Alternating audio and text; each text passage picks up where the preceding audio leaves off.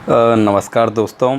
यह हमारे भारत के संविधान की ऐतिहासिक पृष्ठभूमि का अंतिम भाग है, जो कि सन 1947 से 1950 जिस समय की संविधान की रचना की गई थी उस वक्त का है।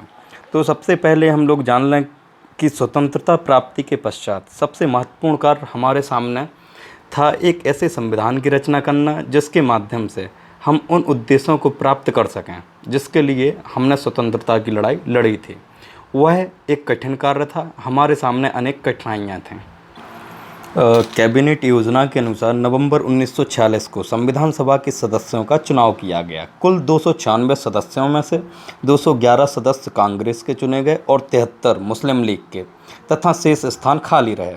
संविधान सभा के प्रमुख सदस्य निम्नलिखित थे, जैसे कि जवाहरलाल नेहरू, राजेंद्र प्रसाद, सरदार पटेल, मौलाना आज़ाद, गोविंद बल्लभ पंत, ख्वाजा नजीमुद्दीन। इस प्रकार से टोटल 296 सदस्यों की एक सभा गठित हुई। संविधान बनाने के लिए जब संविधान सभा की पहली बैठक 9 दिसंबर 1946, याद रखना संविधान सभा की पहली बैठक 9 दिसंबर 1946 को हुई थी, तो उसके सामने अनेक चुनौतियां थीं। एक ओर तो वो सीमाएं थीं जिन्हें कैबिनेट योजना ने लगाया था, और दूसरी ओर मुस्लिम लीग ने यह निर्णय किया था कि वह संविधान की बैठक में सम्मिलित नहीं होंगी। इन सबसे विचलित हुए बिना हमारे संविधान निर्माता अपने कर्तव्य पथ पर साहस और निश्चय के साथ अड़े रहे।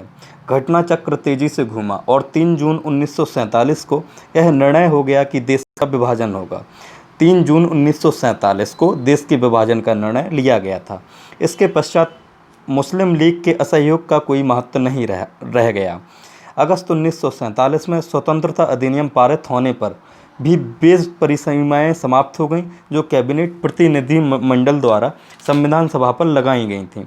सन 1947 के अधिनियम के पारित होने पर संविधान सभा एक संप्रभु निकाय बन गई और वह भारत के लिए जैसा भी चाहे संविधान बना सकते थे।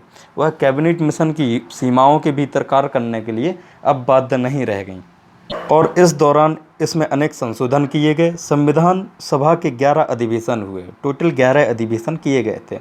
इस प्रकार संविधान सभा ने कुल मिलाकर 2 वर्ष 11 महीने 18 दिन, याद रखना 2 वर्ष 11 महीने 18 दिन के अथक और निरंतर परिश्रम के पश्चात 26 नवंबर 1949 तक संविधान के निर्माण का कार्य पूरा कर लिया था।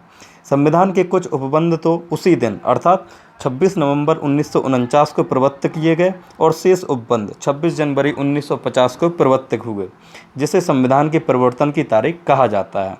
तो वह थे हमारे भारतीय संविधान की ऐतिहासिक पृष्ठभूमि। इसी के साथ समाप्त होती है, और हम लोग अब बात करेंगे संविधान के कितने अनुच्छेद हैं, कितने भाग हैं और कितनी अनुसूचियों में इसको बांटा गया है,